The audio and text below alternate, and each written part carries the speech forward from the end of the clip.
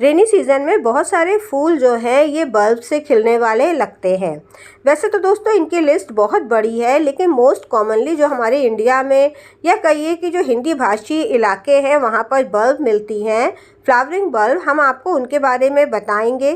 और ये जो चल रहा है मई, आज जो है वीडियो जब हम बना रहे हैं तो 17 मई है, तो इस समय जो है आप उनको ग्रो करना शुरू कर दीजिए, क्योंकि एटलीस्ट जो है अभी रेनी सीज़न शुरू होने में 50 डेज़ तो हैं ही।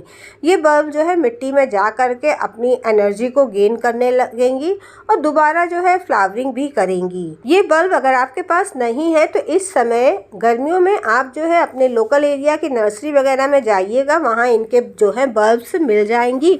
आप उनको ला करके अपने यहाँ पर ग्रो कर सकते हैं। तो सबसे पहले ये हम आपको जो दिखा रहे हैं बल्ब या प्लांट दिखा रहे हैं, ये दोस्तों फुटबॉल लिली का है। इसमें जो है इसको जो है हमेशा आपको मिट्टी टेराकोटा के ही गमले में लगाना रहेगा, वो ज़्यादा बेस्ट रहेगा। और ज़्यादा नहीं, 8 इंच के गमले में भी लगा दीजिएगा, वो भी बहुत अच्छे से चलेगा। दूसरे नंबर में ये दोस्तों रेन लिली है। रेन लिली के बहुत सारे कलर्स आ रहे हैं, जैसे कि पिंक है, वाइट है, येलो तो मोस्ट कॉमनली है, इवन रेड वगैरह भी आने लगे हैं, तो इनको भी आप लगा सकते हो। इसको जो है जिफिरेंथस भी बोलते हैं। बहुत इजी और हार्डी टाइप की बल्ब है, जल्दी ख़राब नहीं होती है और एक बल्ब से बहुत सारी बल्ब बहुत तेज़ी से मल्टीप्लाई होती हैं।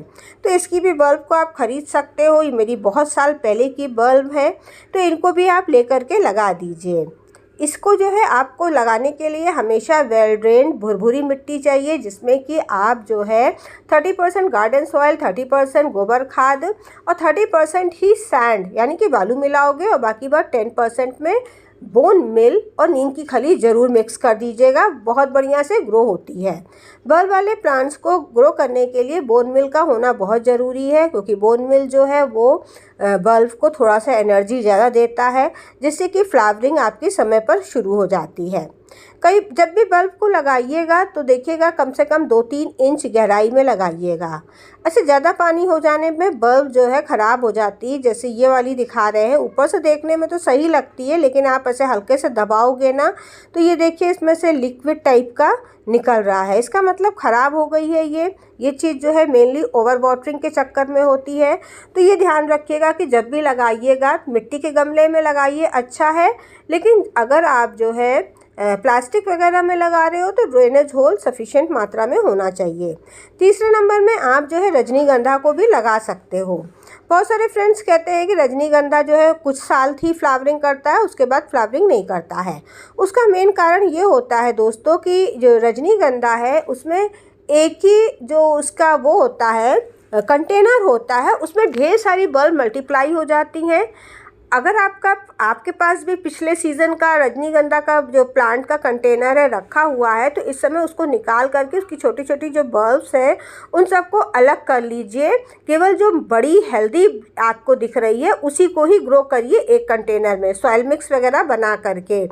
वैसे तो मैंने पहले ऑलरेडी वीडियो सबका डिटेल में बना रखा है, लेकिन फिर भी जो है हम आपको एक रिमाइंडर के तौर पर बता रहे हैं, क्योंकि छोटी बल्ब जो होती हैं वो अपना फोलिएज ज़्यादा प्रोड्यूस करती हैं। ग्रो होने में आपके मिट्टी में जो भी न्यूट्रिएंट होगा वो जो है उन्हीं को ग्रो करने में लग जाएगा।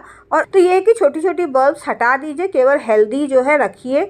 एक आप 8 इंच के कंटेनर में 4 से 5 हेल्दी बल्ब्स को लगा सकते हो। ये पतली पतली लंबी लंबी सी होती हैं, तो इनको आप ग्रो कर लीजिए। इसके बाद जो है आप क्रीमियम लिली भी ग्रो कर सकते हो, बहुत आसानी से दोस्तों ग्रो हो जाता है।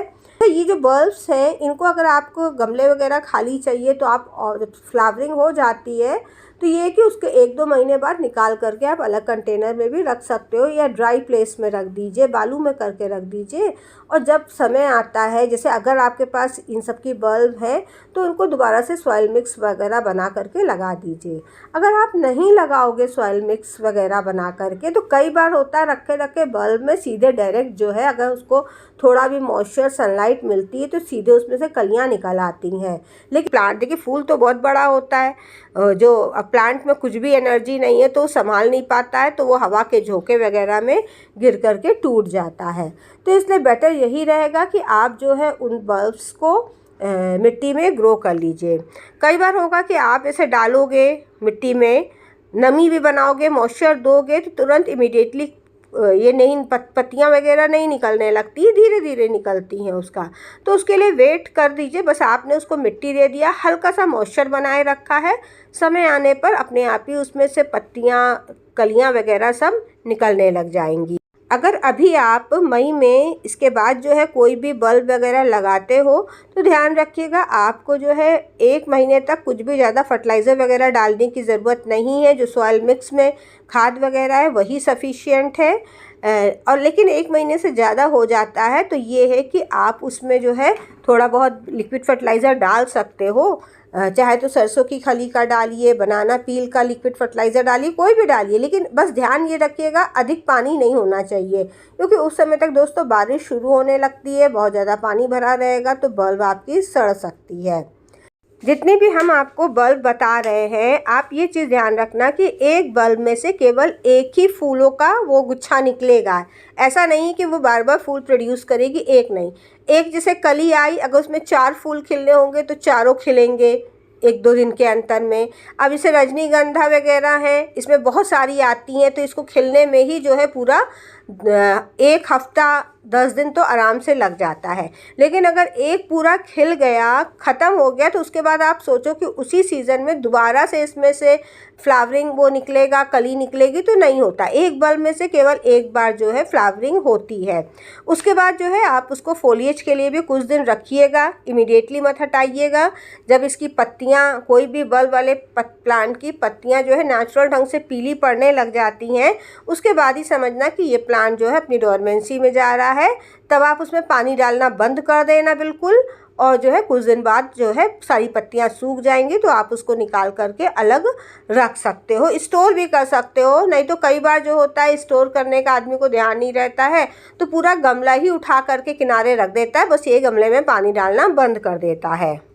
रेनी सीजन में दोस्तों बल्ब वाले प्लांट्स के संग एक प्रॉब्लम ज़रूर आती है, उसका थोड़ा सा आप ध्यान रखिएगा अगर आप खुले में गार्डनिंग करते हो।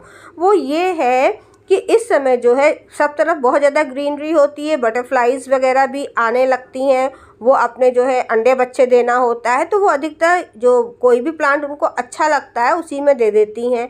फिर ये जो उसमें से कैटरपिलर निकलते हैं वो हमारे बल्ब वाले जो प्लांट्स हैं उनको बहुत तेज़ी से खाते हैं।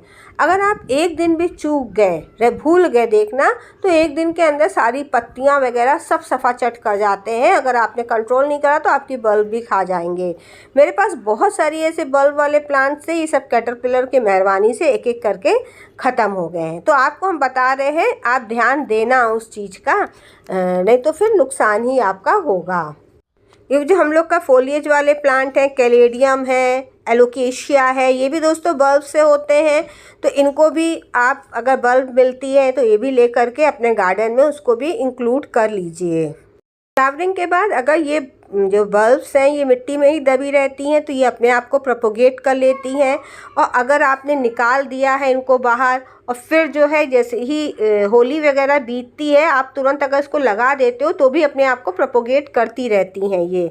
तो अगर आपको प्रोपोगेशन इनका चाहिए तो आप जो है इनको मिट्टी में छोड़ दीजिए जब तक ये मतलब ग्रो हो रही हैं, तो ये है कि काफ़ी सारी बढ़ जाएंगी। एक जो छोटी बल्ब अगर प्रोपोगेट होकर बेबी प्लांट होता है उसको पूरा मैच्योर होने में 3 से 4 साल लग जाते हैं। 3-4 साल बाद ही वो फ्लावरिंग करती है, तो आपको इतना पेशेंस रखना होगा कि वेट करिएगा। तो आप मदर प्लांट से जो छोटे छोटे उनके बेबी बल्ब्स निकल रही हैं उनको अलग करके किसी अलग गमले में ग्रो कर लीजिए। तो कम से कम 50 डेज़ है रेनी सीज़न आने में, तो उनको लगा करके अपने गार्डन में एक बल्ब वाले प्लांट्स की ब्यूटी ऐड करिए। बल्ब वाले प्लांट पे देखिए एक फ़ायदा ये रहता है कि आपको बार बार ख़रीदना नहीं होगा, एक बार ख़रीद के लाके लगा लीजिए, फिर हर साल आपको ऐसे ही फूल मिलेंगे और ऐसे ही ढेर सारे प्लांट्स आपके बनते रहेंगे। अच्छा दोस्तों, एक चीज़ ध्यान रखिएगा, अगर आपके पास ग्राउंड है वहाँ पर आप इन बल्ब्स को लगाते हो ज़मीन में, तो समझ लीजिए गमले से ज़्यादा तेज़ी से ये ज़मीन में ग्रो होती हैं। उसमें आप कोशिश करिएगा कि एक ही तरीके की, मतलब एक किस्म की बल्ब एक साथ लगाइएगा। आप 1-2 भी लगा लोगे तो वहाँ धीरे धीरे प्रोपोगेट होती रहती है। अगर ऐसे आप रेन लिली के बहुत सारे कलर्स हैं, अगर आप रेड लगा रहे हो तो लाइन से रेड ही रेड लगाइएगा, वाइट लगा रहे हो तो लाइन से वाइट लगाइएगा, बहुत खूबसूरत देखने में लगता है और मल्टीप्लाई भी बहुत तेज़ी से होती हैं। तो दोस्तों उम्मीद है आपको वीडियो पसंद आया होगा। पसंद आया हो तो लाइक पर ज़रूर हिट कर देना। फिर मिलते हैं किसी नए वीडियो के साथ, तब तक के लिए नमस्कार।